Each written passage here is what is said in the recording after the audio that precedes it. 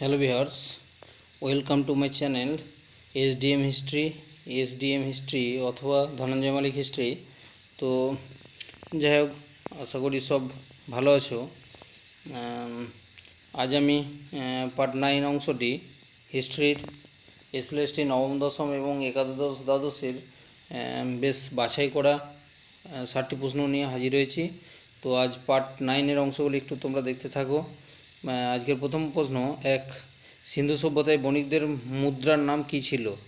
এ লাভলি, বি লাগুল, সি নাগমা, ডি কুড়ি। এর সঠিক উত্তর হবে অপশান সি নাগমা। 2 নম্বর প্রশ্ন, সিন্ধু সভ্যতায় একাধিক শিলাতে পাওয়া গেছে 5টি পশু দ্বারা আবৃত একজন দেবতা। এই পশুগুলি হলো বাঘ, গন্ডার, হাতি, হরিণ এবং মহিষ।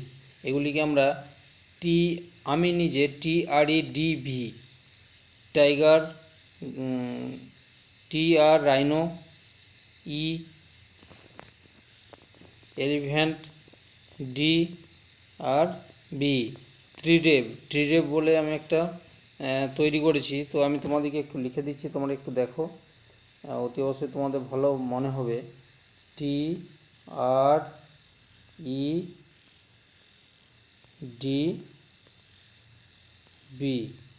দেখো ত্রিদেব কথাটির মধ্যে দিয়ে দেখো টি ফর টাইগার অর্থাৎ বাঘ, আর ফর রাইনোস অর্থাৎ গন্ডার, ই ফর এলিফ্যান্ট হাতি, আর ডি ফর ডিয়ার হরিণ এবং বি ফর ব্যাফেলোস মহিষ। ত্রিদেব কথাটির মধ্য দিয়ে আমি বোঝানোর চেষ্টা করেছি। তো এই ত্রিদেব হলো দেবতা, ত্রিদেব হলো সেই পশুগুলি। সেই দেবতাটি আসলে কে, যার দ্বারা আবৃত থাকতো এই ত্রিদেব? A Pashupati, B Vishnu, C Lakshmi, D Purandar. এর সঠিক উত্তর হবে অপশান এ পশুপতি। অনেকে পশুপতিকে দেবাদিদেব শিবের সঙ্গে তুলনা করা হয়ে থাকে। পরের প্রশ্ন, শক শাসক রুদ্রদামন জুনাগড় শিলালিপি থেকে জানতে পারা যায় যে চন্দ্রগুপ্ত মৌর্যের একজন প্রাদেশিক গভর্নর গুজরাটে একটি জলাধার নির্মাণ করেছিলেন, যেই জল থেকে ইরিগেশন বা কৃষিকাজ হতো। তিনি কে?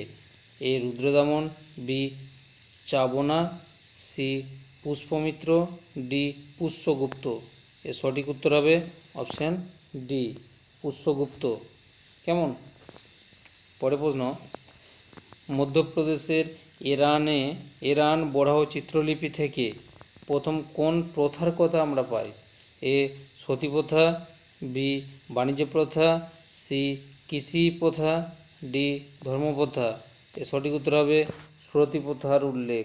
এরান বরাহ চিত্রলিপি থেকে আমরা সতী প্রথা অর্থাৎ একজন স্বামী মারা গেলে তার স্ত্রীকে যে স্বামীর চিতাতে পুড়িয়ে মারা হতো বা জ্বলন্ত অগ্নিদগ্ধ করা হতো, সেই প্রথার কথা অর্থাৎ সতী প্রথার কথা আমরা এই এরান বরাহ চিত্রলিপি থেকে জানতে পারি। পরের প্রশ্ন, বর্তমানে সিন্ধু সভ্যতা বা হরপ্পা সভ্যতা হিসেবে পরিচিত বেশি কেন? সিন্ধু সভ্যতাকে হরপ্পা সভ্যতা আমরা বলে থাকি কেন? কারণ এই সভ্যতায় আবিষ্কৃত প্রত্নতত্ত্বগুলি সিন্ধুর তুলনায় অনেক বেশি প্রাচীন। বি এই সভ্যতায় আবিষ্কৃত প্রত্নতত্ত্বগুলি সিন্ধুর তুলনায় অনেক কম প্রাচীন ছিল। সি হরপ্পা সভ্যতা ছিল অনেক নবীন সভ্যতা। ডি সিন্ধু সভ্যতা ছিল অনেক নবীন সভ্যতা। এর সঠিক উত্তর হবে অপশান এ এই সভ্যতায় আবিষ্কৃত প্রত্নতত্ত্বগুলির সিন্ধুর তুলনায় অনেক বেশি প্রাচীনত্ব ছিল বলে। পরের প্রশ্ন, সিন্ধু সভ্যতায় সবথেকে প্রাচীন দেবী ছিলেন কে? তো এর আগের ভিডিওতে আমি দেবতা সম্পর্কে বলেছিলাম যে প্রাচীন দেবতা কে ছিলেন। এখন দেবী, এ ধরিত্রী, বি পৃথিবী, সি অগ্নি আর ডি হচ্ছে সরস্বতী। এর সঠিক উত্তর হবে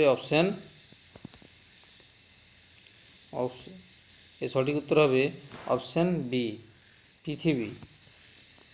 পরের প্রশ্ন,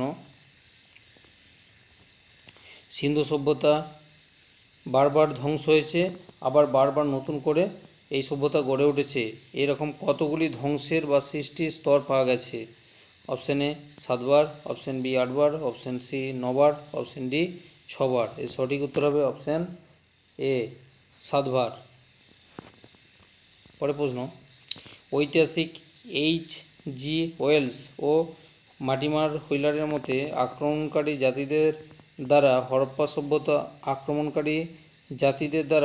সভ্যতা ধ্বংস হয়েছিল, কারণ তাদের যে কঙ্কালগুলি পাওয়া গেছে সেই কঙ্কালে মাথার উপরে কুঠারের আঘাত পাওয়া গেছে।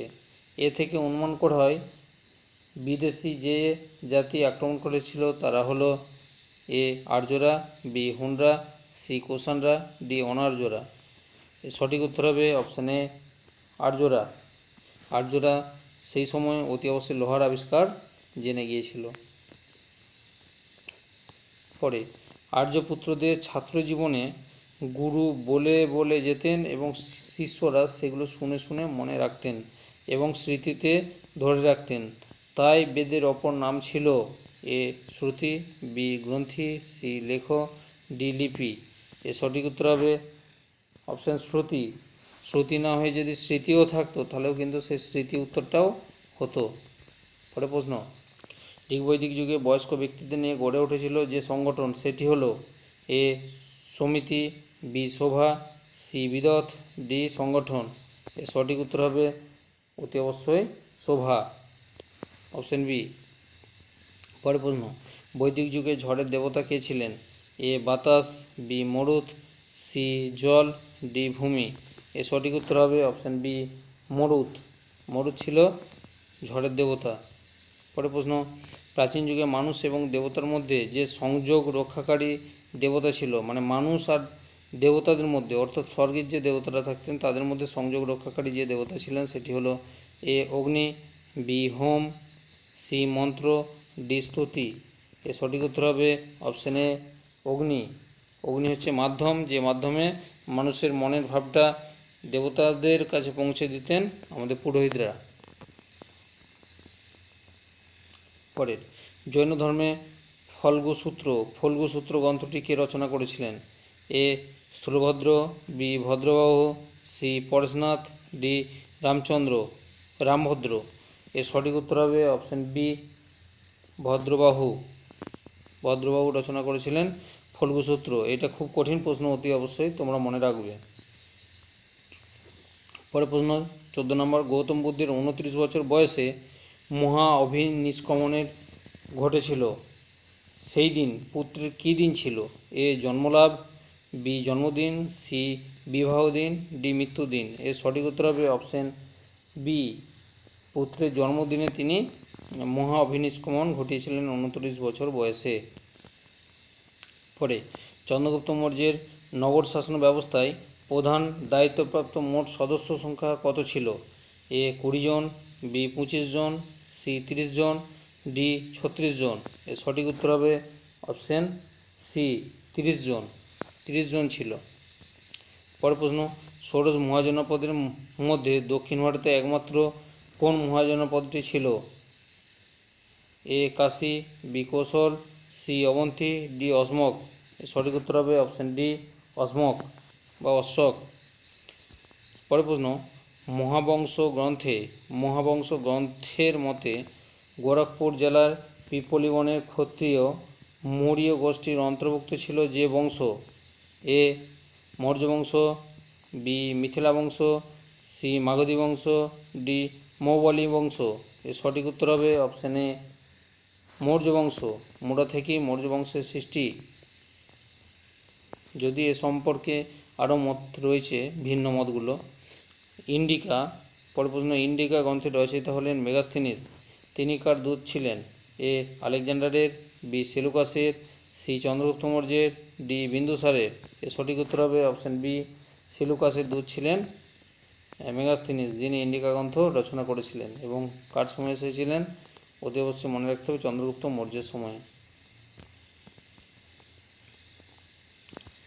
ফোক ওয়াকিং নামক গ্রন্থটির রচয়িতা হলেন চীনা পর্যটক ফাইহেন। তিনি কোন গুপ্ত সম্রাটের রাজসভায় এসেছিলেন? এ প্রথম চন্দ্রগুপ্ত, বি সমুদ্রগুপ্ত, সি দ্বিতীয় চন্দ্রগুপ্ত, ডি প্রথম কুমারগুপ্ত। এর সঠিক উত্তর হবে অপশান সি দ্বিতীয় চন্দ্রগুপ্তের রাজত্বকালে। পরের প্রশ্ন, গুপ্ত সম্রাট সমুদ্রগুপ্ত দক্ষিণ ভারতে যে 12 জন রাজাকে পরাজিত করেছিলেন তার মধ্যে কাঞ্চির রাজা কে ছিলেন? A Nilraj, B Dhananjay, C Vishnugupta, D Mahendragiri. এর সঠিক উত্তর হবে অপশন সি বিষ্ণুগুপ্ত।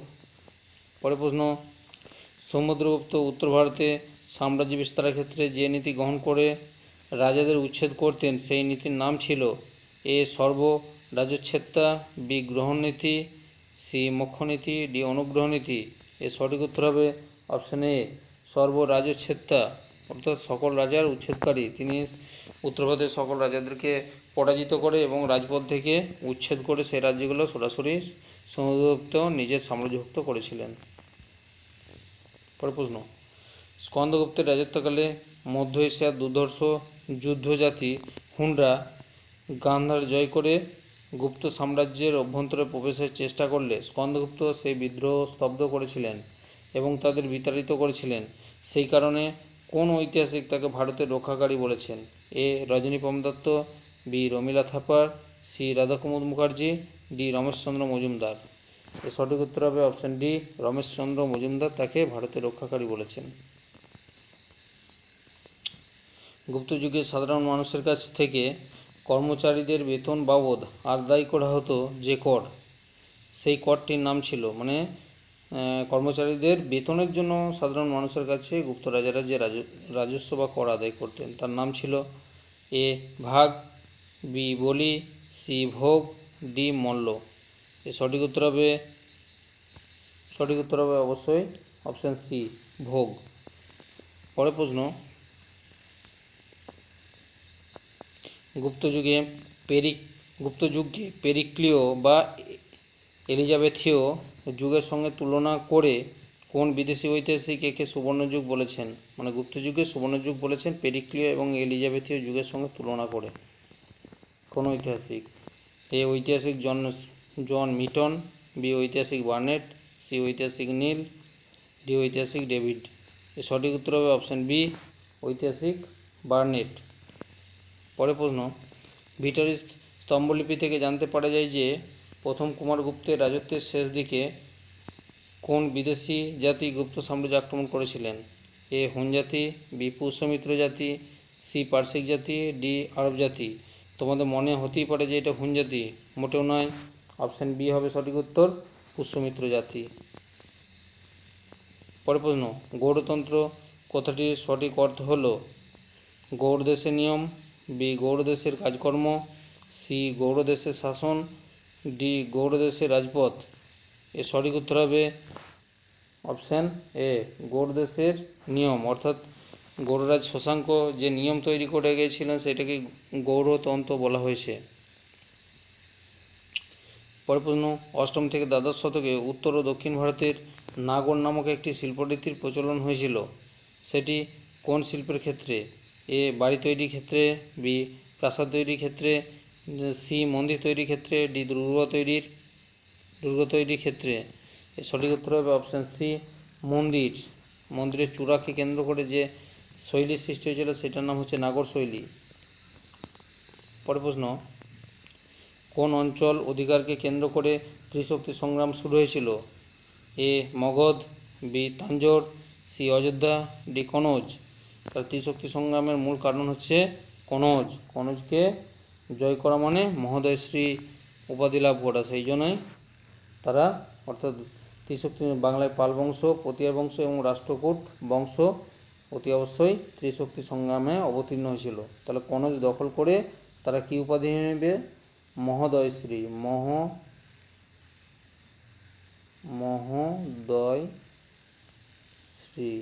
উপাধি পেত। এটা একটা উপাধির নাম। মহোদয়শ্রী হচ্ছে একটা উপাধির নাম, মহোদয়শ্রী। সেই জন্যই ওই কনৌজকে আক্রমণের জন্য মুখিয়ে থাকতেন সব দেশীয় রাজারা। পরের প্রশ্ন, বিখ্যাত গীতগোবিন্দ নামক কাব্যগ্রন্থটি রচনা করেছিলেন কবি জয়দেব। এর বিষয়বস্তু কিসের কাহিনী? এ শিব দুর্গার প্রেমের কাহিনী, বি রাধাকৃষ্ণের প্রেমের কাহিনী, সি লক্ষ্মীনারায়ণের প্রেমের কাহিনী, ডি রাম সীতার প্রেমের কাহিনী। এর সঠিক উত্তর হচ্ছে অপশান বি রাধাকৃষ্ণের প্রেমের লীলাকে কেন্দ্র করে গীতগোবিন্দ গড়ে উঠেছিল, অর্থাৎ কবি জয়দেব রচনা করেছিলেন। খুব ইম্পর্টেন্ট প্রশ্ন এটা। পরে অশ্ববিখ্যাতার ছদ্মবেশে 17 জন সৈনিক সহ নদিয়ার প্রাসাদ আক্রমণ করেন এবং লক্ষণ সেন ভয়ে নদীযোগে পূর্ববঙ্গে পালিয়ে গিয়েছিলেন। আক্রমণ কে করেছিলেন? A Genghis Khan, B Mohammad bin Ikhtiyaruddin Mohammad bin Bakhtiyar Khalji, C Qutbuddin Aibak, D Jalaluddin Mangobarni. এর সঠিক উত্তর হবে অপশান বি, মোহাম্মদ বিন বখতিয়ার খলজি। পরের প্রশ্ন, পণ্ডিত হরপ্রসাদ শাস্ত্রী নেপাল থেকে কিছু পুঁথি সংগ্রহ করেছিলেন এবং সেই পুঁথিগুলোই পরবর্তী পর্যায়ে বাংলা ভাষার প্রাচীন রূপ। সেগুলি আসলে কী ছিল? এ চর্যাপদ, বি গীতিপদ, সি বৈষ্ণবপদ, ডি মাগধীপদ। এর সঠিক উত্তর হবে অপশান এ চর্যাপদ। তাহলে চর্যাপদ কে কোথা থেকে আবিষ্কার করেছিলেন? পণ্ডিত হরপ্রসাদ শাস্ত্রী নেপাল থেকে আর কি। পরের প্রশ্ন, 1191 খ্রিস্টাব্দে তরাইনের প্রথম যুদ্ধে তৃতীয় পৃথ্বীরাজ চৌহান জয়লাভ করেছিলেন ও মোহাম্মদ ঘুরি পরাজিত হয়েছিলেন।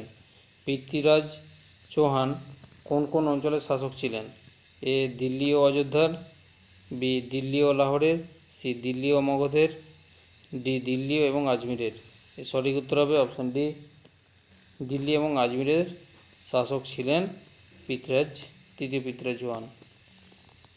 পরের প্রশ্ন, কিতাবুল রেহলা নামক গ্রন্থের লেখক ছিলেন ইবন বতুতা। ঠিক কথা। যিনি মোহাম্মদ বিন তুগলকের সময় ভারতে আসেন তিনি কোন দেশের লোক ছিলেন? এ স্পেনের মাদ্রিদের, বি আফ্রিকার মরক্কোর, সি ফ্রান্সের প্যারিসের, ডি রাশিয়ার আগাদির। এর সঠিক উত্তর হবে অপশান বি, আফ্রিকার মরক্কোর। অতি অবশ্যই মনে রাখবে, এটা খুব কঠিন প্রশ্ন এবং তোমাদের করার জন্য। পরের প্রশ্ন, সুলতানের যুগে একজন মহিলার কর্তৃত্ব এবং সাফল্য অভিজাতদের পৌরুষে আঘাত করে। তাদের মধ্যে ঈর্ষার উদ্রেক করে, তাই তারা ষড়যন্ত্র করে তাকে সিংহাসনচ্যুত করেন এবং হত্যাও করেছিলেন। তিনি কে? এ চাঁদ বিবি, বি দিদা, সি রাজিয়া, ডি সাদিজা। এর সঠিক উত্তর হবে অপশান সি, রিজিয়া বা রাজিয়া। পরের প্রশ্ন, সুলতানি যুগের প্রচলিত রীতি অনুসারে যখন কোনো নতুন সুলতান সিংহাসনে বসতেন তার স্বনামাঙ্কিত নতুন করে মুদ্রা প্রচলন করতেন। স্বনামাঙ্কিত নতুন মুদ্রা, সেটিকে বলা হতো কি? এ সিক্কা, বি হক্কা, সি নাক্কা, ডি টক্কা। এর সঠিক উত্তর হবে অতি অবশ্যই সিক্কা। নতুন সিকি বা মুদ্রা প্রবর্তন করতেন, এই জন্য একে সিক্কা বলা হতো। পরের প্রশ্ন, জালালউদ্দিন খলজির রাজত্বকালে নব মুসলমানরা যার নেতৃত্বে দিল্লি আক্রমণ করেছিলেন তিনি হলেন? A Ashfaqullah, B Obaidullah, C Abdullah, D Ashraf Ali. এর সঠিক উত্তর হচ্ছে অপশান সি, আবদুল্লাহ। অর্থাৎ জালালউদ্দিন খলজির রাজত্বকালে নব মুসলমানরা হলাকুর পৌত্র আবদুল্লাহর নেতৃত্বে, হচ্ছে একজন মঙ্গল নেতা হলাকু, তার পৌত্র আবদুল্লাহর নেতৃত্বে দিল্লি আক্রমণ করেছিলেন এবং তাদেরকে জালালউদ্দিন পরাজিত করেছিলেন এবং জালালউদ্দিনের কন্যার সঙ্গে এই আবদুল্লাহর বিবাহ দিয়েছিলেন এবং তারা নতুন নাম নিয়েছিলেন নব মুসলমান, যার ফলে তারা দিল্লির উপকণ্ঠে বসবাস করত। পরের প্রশ্ন, উর্বরতা অনুযায়ী আকবরের আমলে জমিকে 4টি ভাগে ভাগ করা হয়েছিল। ঠিক কথা। তার মধ্যে পরবর্তী বলতে কি বোঝানো হতো? যে জমি সবসময় চাষ করা হতো, বি মাঝে মাঝে পতিত রেখে যে জমি চাষ করা হতো, সি 3-4 বছর বাদে বাদে যে জমি চাষ করা হতো, ডি 5 বছর বা তার বেশি যে জমি ফেলে রেখে চাষ করা হতো। এর সঠিক উত্তর হবে অপশান বি, মাঝে মাঝে পতিত রেখে যে জমি চাষ করা হতো তাকে বলা হতো পরবর্তী।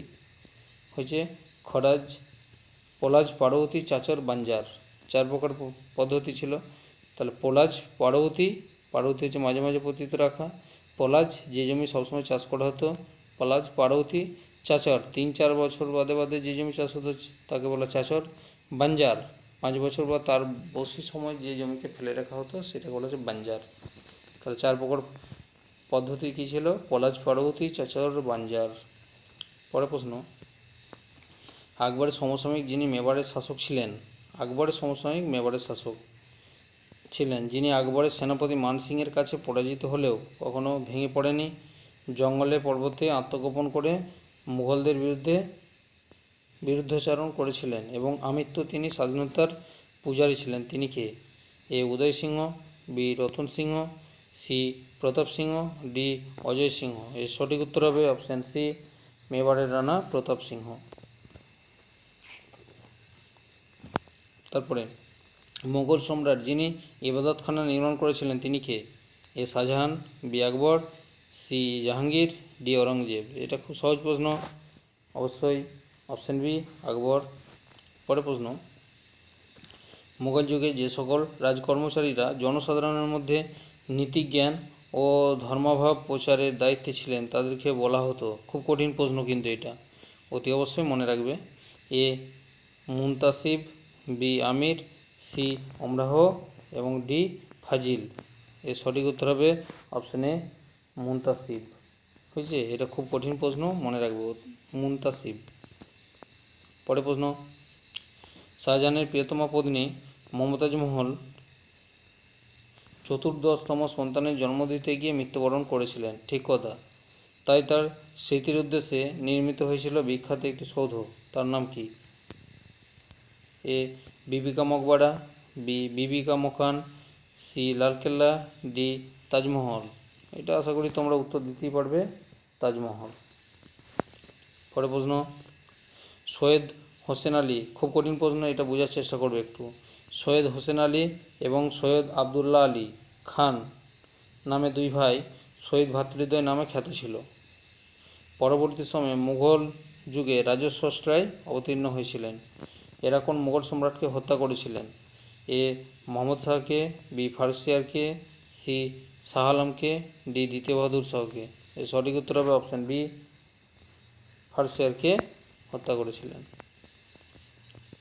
পরের প্রশ্ন, পাঞ্জাব, দিল্লি, উত্তরপ্রদেশ ও মধ্যপ্রদেশের বেশ কিছু অংশে মহলওয়ারি বন্দোবস্ত চালু করা হয়েছিল। তো গ্রামের সমষ্টি ও মহলের সঙ্গে এই বন্দোবস্ত করা হয়েছিল। এই বন্দোবস্তের মেয়াদ ছিল কত বছর? এটা কিন্তু তোমাদের কাছে অজানা। তো যাই হোক, অপশান এ 20 বছর, অপশান বি 25 বছর, অপশান সি 30 বছর, অপশান ডি 35 বছর। এর সঠিক উত্তর হবে অপশান সি 30 বছর।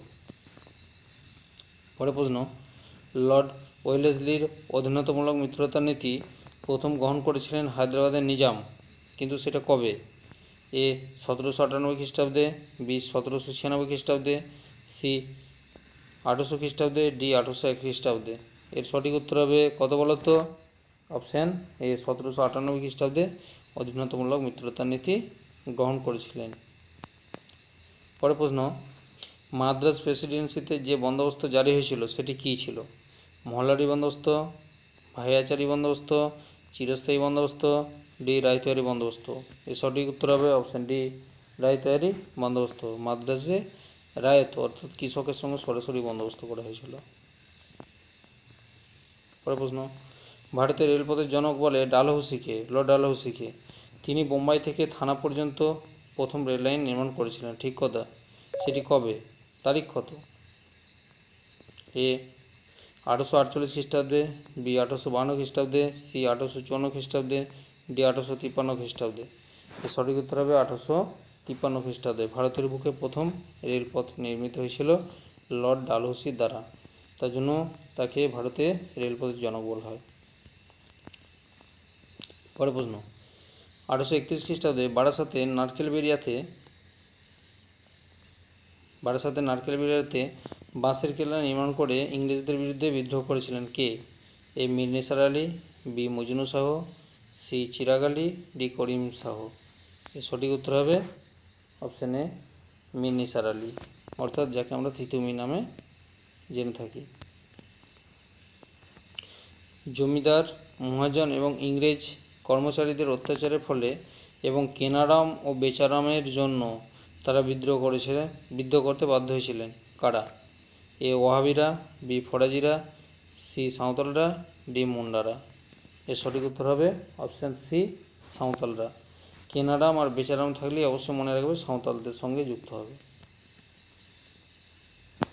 1817 খ্রিস্টাব্দে স্কুল বুক সোসাইটি কে প্রতিষ্ঠা করেছিলেন? A Alexander Duff, B David Hare, C Derozio, D Raja Radhakanta দেব। এর সঠিক উত্তর হবে অপশান বি ডেভিড হেয়ার। পরের প্রশ্ন একটু কঠিন আছে। ভারতে পাশ্চাত্য শিক্ষার ফলাফল হিসেবে লর্ড উইলিয়াম বেন্টিংয়ের সময়কালেতেই গড়ে উঠেছিল কলকাতা মেডিকেল কলেজ। ঠিক কথা।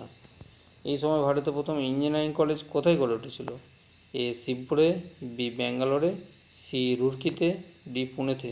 বলো তো এটা কী হবে উত্তর? এর সঠিক উত্তর হবে অপশান সি উড়িষ্যার রুরকিতে ভারতে প্রথম ইঞ্জিনিয়ারিং কলেজ গড়ে উঠেছিল।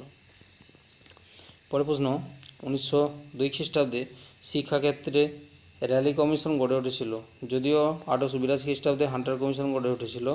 তারপরে হচ্ছে র্যালি কমিশন। এই কমিশনে দুজন ভারতীয় সদস্যদের মধ্যে একজন ছিলেন স্যার সৈয়দ হাসান বিল্লগ্রামী, অপরজন হলেন A sir Gurudas Banerjee, B sir Ashutosh Banerjee, C sir Mantosh Banerjee, D sir Umeshchandra Banerjee. এর সঠিক উত্তর হবে option A sir Gurudas Bandyopadhyay বা ব্যানার্জি। পরের প্রশ্ন 52 নম্বর, হিন্দু মেলা প্রতিষ্ঠা করেছিলেন রাজনারায়ণ বসু ও নবগোপাল মিত্র, কিন্তু কবে? এ 1865 খ্রিস্টাব্দে, বি 1867 খ্রিস্টাব্দে, সি 1871, ডি 1873 খ্রিস্টাব্দে। এর সঠিক উত্তর হবে অপশান বি 1867 খ্রিস্টাব্দে কলকাতায়। পরের প্রশ্ন 1946 খ্রিস্টাব্দে ইংল্যান্ড থেকে ভারতে প্রেরিত হয়েছিল তিনজন সদস্য। সালটা কত? 1946 খ্রিস্টাব্দে। Sir Pethick Lawrence, sir Stafford Cripps, A V Alexander. তারা কোন মিশনের সদস্য ছিল? A Rowlatt mission, B Cripps mission, C Simon commission, D cabinet mission. এর সঠিক উত্তর হবে অপশান ডি ক্যাবিনেট মিশন। পরের প্রশ্ন, ফ্রান্সে এক প্রকার আইন যার দ্বারা বিনা বিচারে যে কোনো ব্যক্তিকে অনির্দিষ্টকাল কারাগারে বন্দি করে রাখা যেত, সে আইনটি কী ছিল?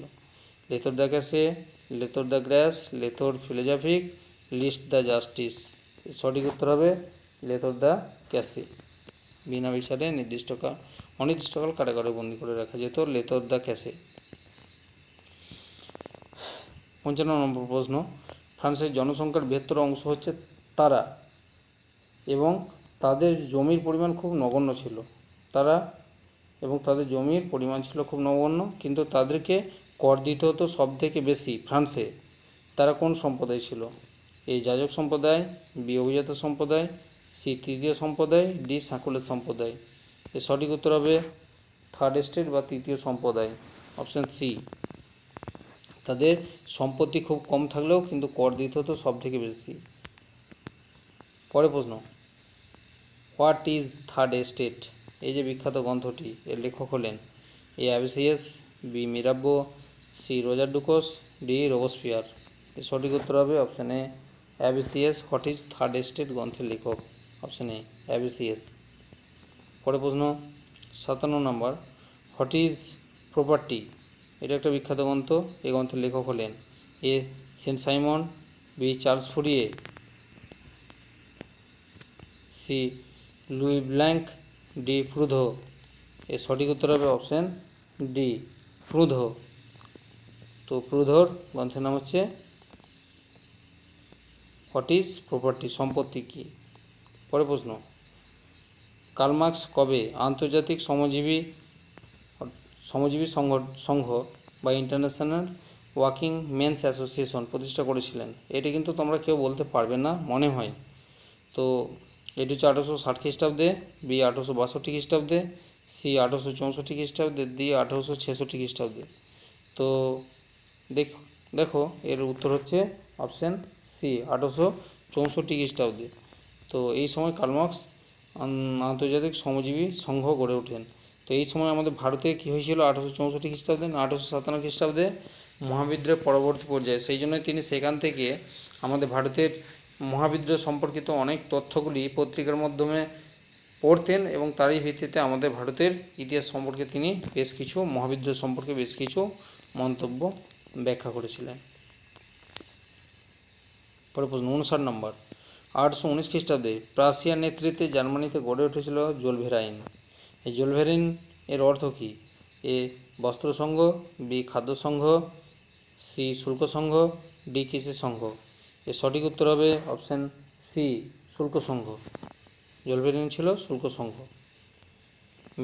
ম্যাজেনের উদ্যোগে গড়ে উঠেছিল এই শুল্ক সংঘটি। আজকে লাস্ট প্রশ্ন, 1922 খ্রিস্টাব্দে কালো কর্তা বাহিনী নিয়ে কে রোম অভিযান করেছিলেন ব্ল্যাক শার্টস নিয়ে? তো ব্ল্যাক শার্টস বললেই আশা করি তোমরা বুঝতে পেরে যাচ্ছ উত্তরটা কী হবে। এ দ্বিতীয় Alexander, B Benito Mussolini, C Adolf Hitler, D তৃতীয় ভিক্টর ইমানুয়েল। এর সঠিক উত্তর হবে অপশান বি বেনিটো মুসোলিনি, যিনি ছিলেন ব্ল্যাক শার্টস এর প্রণেতা, আর অ্যাডলফ হিটলার তার ছিল ব্রাউন শার্টস। কেমন? তো আজকে এই পর্যন্ত, আশা করি সবারই ভালো লাগছে। তো আজকে আমার 2-3 জন কমেন্ট করলেন, খুব ভালো লাগলো যে এরকম স্যার আপনি সিলেবাস বহির্ভূত কিছু জিনিস দিচ্ছেন। অ্যাকচুয়ালি ইতিহাসের অংশ তো, সেই জন্য মাঝে মাঝে মনে পড়ে যাচ্ছে যে এগুলো দিলে ছেলেদের অনেকটাই জানার জিনিস হবে। সেই জন্য আমি সিলেবাস বহির্ভূত বেশ কিছু দিয়েছিলাম, 4-5 খান তিনেক দিয়ে দিয়েছিলাম, হয়তো 3-4-5টা। তো সিলেবাস অবশ্যই ভাই আমার জানা আছে। হ্যাঁ, আমি ওইগুলো দিচ্ছি কেন না, আমাদের যেহেতু তোমরা ইতিহাসের ছাত্র, বলা যায় না অনেক তো সিলেবাসের বাইরে থেকে কোশ্চেন হয়, সেটা নিয়ে হয়তো কেস কাবাডি হতে পারে। কিন্তু আমি চাই যে ছেলেরা যাতে আরও বেশি করে উদ্দীপিত হয় বা জানতে পারে, সেই জন্যই এইগুলো দিই। যাই হোক, তোমরা কমেন্ট করেছো, খুব ভালো লেগেছে আমার, এবং আমি রিপ্লাইও দিয়েছি। হ্যাঁ, দেখো, তোমাদের খুব ভালো লাগবে। তো অতি অবশ্যই তোমরা দেখো এবং লাইক দাও। আর যদি তোমাদের কোনো জায়গায় জিজ্ঞাসা থাকে অবশ্যই কমেন্ট করবে। আর যারা আমার চ্যানেলে প্রথম বা নতুন দেখছো, তারা অতি অবশ্যই চ্যানেলটাকে সাবস্ক্রাইব করে রাখবে, কারণ আগামী ভিডিওগুলো তোমাদের সামনে এলে মানে অতি অবশ্যই নোটিফিকেশানে তোমরা জানতে পেরে যাবে। সেই জন্যই তোমরা অতি অবশ্যই সাবস্ক্রাইব করবে আর বন্ধুদের মধ্যে বেশি করে শেয়ার করবে। ওকে, শুভরাত্রি। আজ এই পর্যন্ত। এর পরের পার্ট নিয়ে আমি পরের দিন হাজির হব।